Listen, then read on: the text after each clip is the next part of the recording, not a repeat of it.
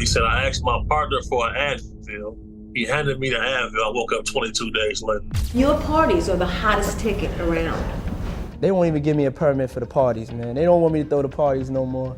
But we ain't gonna stop. We gonna keep on having fun, bringing people together from all walks of life. He would invite over a lot of like Hollywood's elite to his house for a basketball game, but it was men only.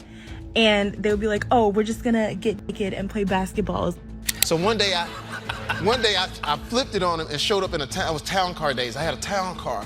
Popped out the town car with a camera. Said, yo, Puff, yo, you gotta let me film this. The moment Diddy's former bodyguard opened his mouth in that Manhattan courtroom, everything changed. We're talking about a complete breakdown. Not the kind you see in movies, but the real deal when a man realizes his darkest secrets are about to be exposed under oath. What Big Homie CC revealed about Jamie Foxx didn't just shock the courtroom, it sent Diddy into a rage so intense that bailiffs had to intervene. Tonight we're breaking down the explosive testimony that could change everything we thought we knew about Jamie's mysterious health crisis. Big Homie CC wasn't just any employee. He was Diddy's inner circle, the man who saw everything and said nothing for decades. This is someone who stood in the shadows while empires were built and souls were destroyed. Someone who knew where every body was buried, but chose loyalty over conscience, until now. Combs is the person who poisoned them and put them in a coma.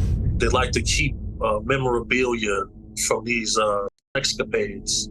He's a Chicago boy, born and raised, came from the street, and really has made a good way for himself.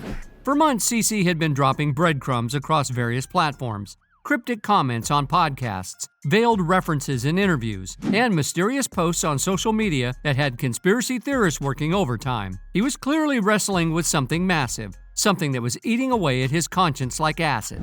Industry insiders knew he was sitting on explosive information, but nobody expected him to actually go nuclear in a federal courtroom. He was at 3 events, 3 of Diddy's freak-offs.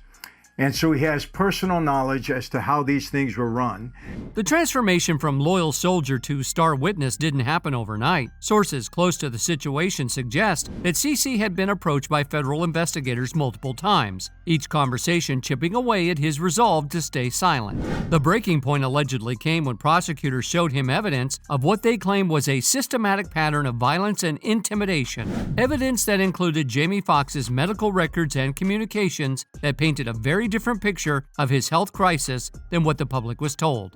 When CC took the stand, the atmosphere in that Manhattan courtroom was electric with tension. Defense attorneys knew this testimony could be devastating. Prosecutors could barely contain their anticipation.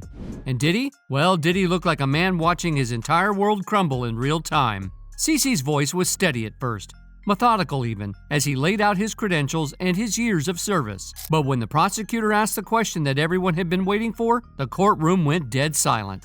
When you see the guy come out with the black suit and he's collecting everyone's cell phone and then inviting them to another party, which I say it's layers to it. What came next wasn't just testimony. It was a confession that had been building for years. I know he poisoned Jamie Foxx, CC stated with the kind of certainty that only comes from first-hand knowledge. And I know Jamie reported it to the FBI because I was there when he made the call.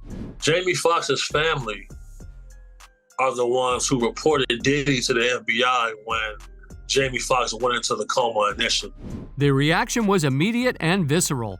Diddy's legal team erupted in objections. The gallery gasped audibly, and Diddy himself, the man who had maintained an almost supernatural composure throughout weeks of damaging testimony, completely lost it. Witnesses described him as unhinged, shouting denials and having to be physically restrained by his own security team. But CC wasn't finished. He went on to describe the specific method allegedly used, the timeline of events, the most damning of all, Diddy's reaction when he realized Jamie had survived and was talking to federal authorities. According to CC's testimony, this wasn't a crime of passion or a moment of rage. It was calculated, premeditated, and part of a larger pattern of silencing people who knew too much. The bodyguard's credibility was immediately established through his intimate knowledge of Diddy's operations, his access to private conversations, and his ability to corroborate details that only someone in his position would know. This wasn't some disgruntled employee looking for revenge. This was a man whose conscience finally overcame his fear. What's particularly telling about Jamie Foxx's public responses to the Diddy poisoning allegations is his carefully crafted non-denial denials. When directly confronted about whether Diddy tried to delete him, Jamie's standard response has been, "No, Puffy didn't try to eliminate me." But notice what he's not saying. He's not denying that something happened between them, he's not dismissing the possibility that Diddy is capable of such actions, and he's certainly not defending his former friend's character.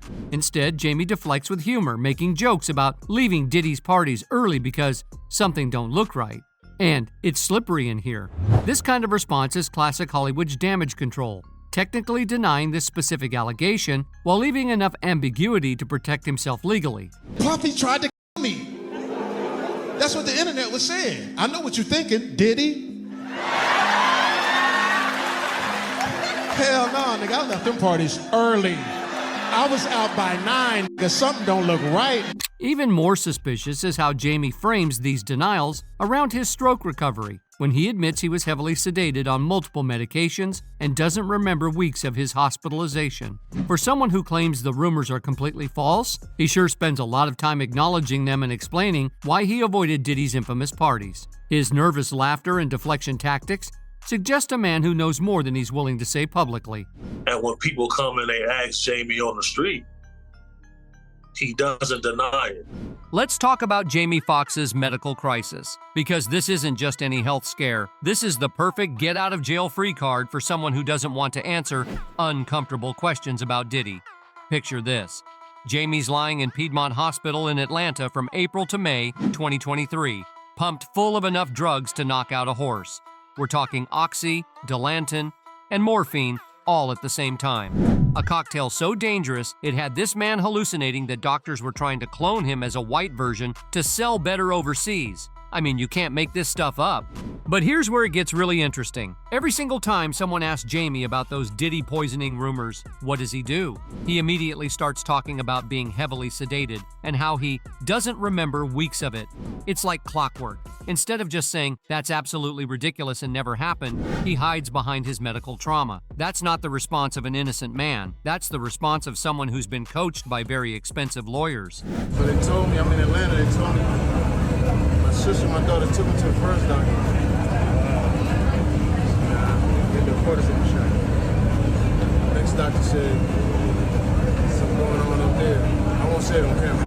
And can we talk about the timing? Jamie's brain literally starts bleeding in April 2023, right when whispers about Diddy's freak-offs are starting to get louder in Hollywood circles. His sister Deidre had to fight doctors who wanted to send him home with a cortisone shot for what they thought was just a headache. Thank God she pushed back, because doctors later told her, "If I don't go in his head right now, we're going to lose him." The man was literally dying, and some people are wondering if that was the point. What's absolutely mind-blowing is how Jamie weaponizes his own trauma. The moment anyone brings up Diddy, he pivots to talking about his hallucinations and memory loss. It's brilliant, actually. He gets to acknowledge the rumors while having a built-in excuse for why he can't address them directly. This isn't accidental. This is calculated damage control at its finest. Jamie Foxx is playing chess while everyone else is playing checkers. His statement to The Hollywood Reporter is a masterpiece of legal wordplay. "No, Puffy didn't try to end me." Did you catch that? He's specifically denying the M attempt, but he's not denying that Diddy did something to him. That's lawyer speak 1-1, and it tells us everything we need to know. April 11th last year, bad headache. Asked my boy for an Advil. For 20 days. I don't remember anything. What we're witnessing isn't just isolated incidents. It's a terrifying pattern that should have every celebrity in Hollywood looking over their shoulder. Turns out, Jamie Foxx has finally admitted, through the protective veil of comedy, that Diddy was behind his near-fatal medical emergency. But he's not the only one who's tried to speak out, and the consequences for others have been deadly. During the live tapings of his Netflix special, What Had Happened Was, multiple eyewitnesses reported that Jamie Foxx made explosive claims that were later sanitized for the final broadcast. According to an insider who attended the 3-day recording, Foxx explicitly stated that Diddy was responsible for what happened to him and that he was the one who called the FBI on him. When questioned whether this could be part of his comedy routine, the insider was adamant. As a budding comedian, I can recognize when someone is setting up a punchline versus when they are serious. He's actually letting us know what's going on through his Netflix special. People who were there, who watched it live, have come out and said that Foxx said that Diddy was responsible for what happened to him and that Foxx is the one who called the FBI on him. This revelation shows the extent of fear Diddy has instilled in celebrities. Jamie couldn't even tell the truth directly. He had to hide it behind the protective cover of comedy, knowing that anything he said on stage could be dismissed as just part of his act. It's a brilliant but tragic strategy. Reveal the truth in a way that provides plausible deniability if powerful people come after you. The most disturbing aspect of this entire saga is the suspicious pattern of deaths surrounding people who threaten to expose Diddy.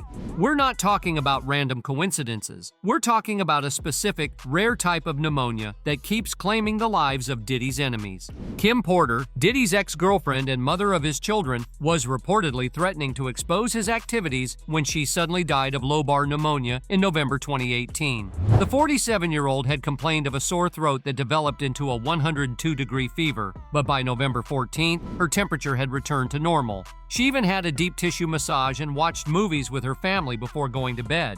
By morning, she was dead. Brittany Murphy, the beloved actress, died of the same type of severe pneumonia in 2009 at just 32 years old. What makes her case particularly suspicious is that she was walking around with this for some time, according to medical examiners, yet somehow never received proper treatment despite having access to the best healthcare in Hollywood. Uncle Ron, Diddy's former bodyguard who had been threatening to expose industry secrets, allegedly died of pneumonia just 24 hours after posting a video warning that a whole lot of new stuff is going to surface, and a whole lot of new names are going to come up. In one of his final videos, he explicitly warned that no one should ever believe he died from natural causes. On top of that, Gene Deal, who had been with Diddy from the beginning, also apparently backed up Big Homie. Diddy, poisoned him, or he's the reason why he got sick that night. The deadly pattern of pneumonia deaths wasn't the only bombshell rocking Diddy's world. Back in that Manhattan federal courthouse, the walls were closing in fast, and Sean Combs was about to show the world what happens when a man used to absolute control realizes he's completely powerless. The courtroom was already a pressure cooker when Judge Subramanian, the Indian origin federal judge who's been keeping this trial moving at breakneck speed, reached his breaking point with Diddy's defense team. These high-priced lawyers had the audacity to dump a staggering 400 new exhibits on the court overnight, a desperate Hail Mary attempt to refute Cassie's devastating testimony. The judge was not having it. The prosecution was rightfully furious, and you could practically cut the tension in that courtroom with a knife. Let's get to Diddy's courtroom meltdown, and you could visibly see that he was very angry. But here's where it gets absolutely explosive. It's right after this judicial reprimand, this public calling out of his defense's amateur hour tactics, that Sean Diddy Combs didn't just snap, he reportedly detonated like a nuclear bomb. We're not talking about a quiet simmer or even a heated argument. Sources inside that courtroom described a full-blown, visible volcanic meltdown that had everyone, including seasoned court reporters, staring in absolute shock. The fury was supposedly radiating off him in waves, his carefully constructed public persona crumbling in real time. Then, during the recess, the real eruption happened. For 10 agonizing minutes, Diddy allegedly stewed in this volcanic rage, a dark cloud of pure malevolence separating him even from his own high-powered legal team. This wasn't just anger. This was the primal fury of a predator who suddenly realized the game was over. Then, one by one, he reportedly summoned his lawyers for what can only be described as a verbal crucifixion. Witnesses painted a picture of a man completely unhinged. Diddy was allegedly snarling, his voice escalating into a torrent of pure, undiluted rage, spewing profanities and vile derogatory names at the very people he's paying millions to save him from a lifetime behind bars. The audacity, the sheer uncontrolled fury displayed in a federal courtroom was apparently breathtaking to witness. But here's where this story takes an absolutely explosive turn that has Diddy's defense team in complete panic mode. Sources close to the federal investigation are now confirming what many have suspected for months. Jamie Foxx isn't just making jokes about Diddy on Netflix specials, he's actively cooperating with prosecutors and is expected to take the stand as a key witness in the federal case. This isn't just another celebrity testimony. This is Diddy's absolute worst nightmare materializing in real time. Because if prosecutors can prove that Diddy attempted to silence Jamie Foxx, a man who had his own recordings from those infamous parties, then every single defense strategy crumbles to dust. We're talking about a complete and total annihilation of any remaining credibility Diddy might have had. One day I flipped it on him and showed up in it was town car days. I had a town car. Popped out the town car with a camera. Said, yo, Puff, yo, you gotta let me film this. The whole thing, we need to document this, Playboy. Think about what Jamie Foxx represents in this case. Unlike other witnesses who might have partial knowledge or secondhand information, Jamie was there with cameras rolling. He's admitted on multiple platforms that he brought recording equipment to Diddy's parties, and that Diddy got mad about it. The man was literally documenting evidence of what prosecutors are now calling systematic criminal enterprise activities. Defense attorneys are reportedly scrambling because they know what's coming.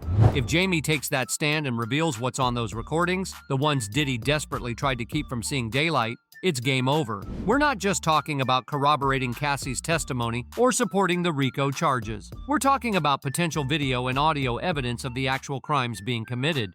Sources suggest that Jamie's cooperation with federal authorities goes far deeper than anyone initially realized. The man who spent months in a medically induced coma, fighting for his life after what he now believes was an attempt to silence him permanently, has apparently been working with prosecutors since his recovery. His carefully crafted public statements, his strategic use of comedy to reveal truth, his precise word choices. It's all been part of a larger strategy to build an airtight case. But the poisoning wasn't the end of it. Multiple reports from sources inside Piedmont Hospital suggest there were additional attempts on Jamie's life while he was in his most vulnerable state.